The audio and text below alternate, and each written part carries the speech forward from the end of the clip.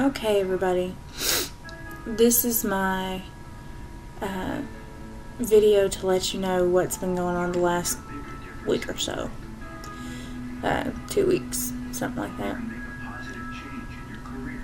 I went into the hospital on the 15th because I'd had vomiting for 5 days. And by the 5th day, I was throwing up water. I was throwing up everything. And I'd felt bad for quite a while. If you've watched my videos, which I'm not sure that I've portrayed that very well in my videos, but you can pretty well tell by looking at me that I didn't feel very well.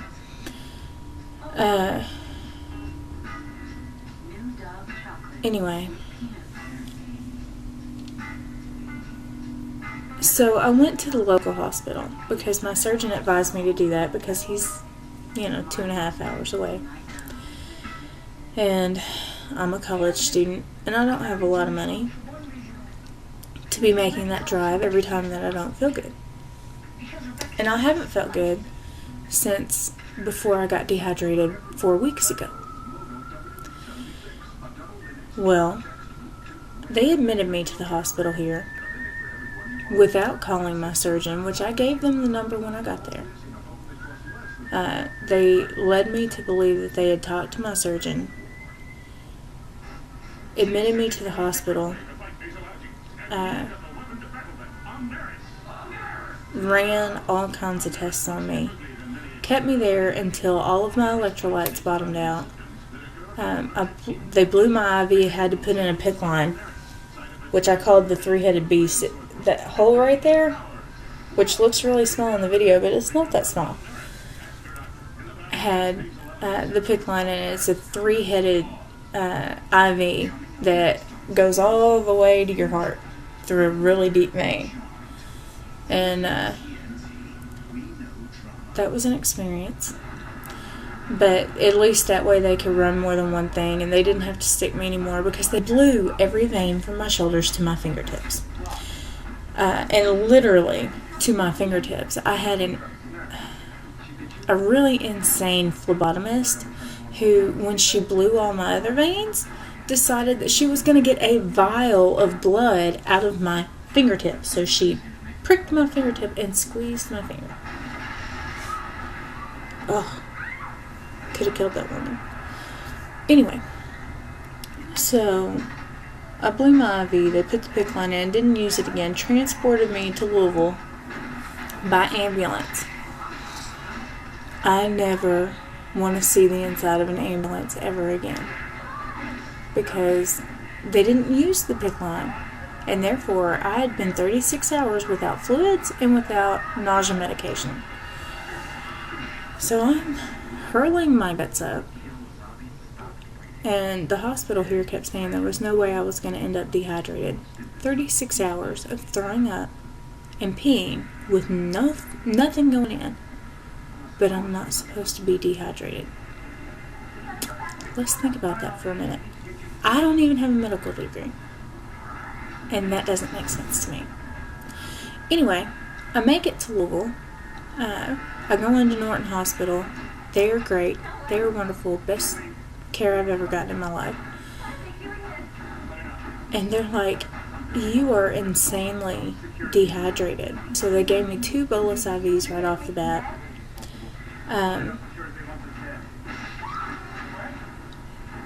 And like 11, I think it was 11 bags of potassium. I lost count. And then like 3 humongous bags of just multivitamins with B12 and magnesium and more potassium and all kinds of stuff in it. Every time they got my potassium level back up, it would drop. It would bottom out again. I've been told that I was very lucky I didn't have a heart attack because apparently that's dangerous. But anyway, I said all of that to tell you this. I spent 3 days in the hospital at Louisville. The first one because the ambulance got me there and they were more concerned about getting my levels back up than anything else. The second day, the doctor performed an EGD, which my local hospital did too, and fixed my problem. And then the next day I went home. my advice to you, if you don't feel good, no matter how far away your surgeon is, go to where he's at. Because they're smart people. My local hospital, let me cover this up real quick because I don't want to give out my information here. If I can find a piece of paper. Did an EGD and gave me pictures. And according to them, this picture right here, if I can get it over here, this is what your anastomosis looks like, or what mine does. They told me that that was completely normal. Wrong. Wrong. That's magnified. That hole was actually the size of a pencil lead. And that is where your stomach connects to your intestines.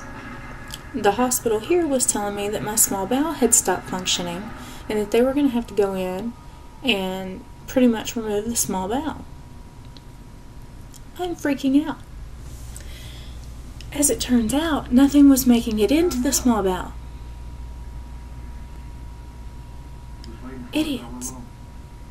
No, I don't think so. It's what's known as a stricture. And if you've researched the surgery, you know what a stricture is. I also have a marginal ulcer that caused the stricture. How I got it, I don't know. I followed the diet. And to the best of my ability, followed my vitamins and meds until I started vomiting. I couldn't do it. But,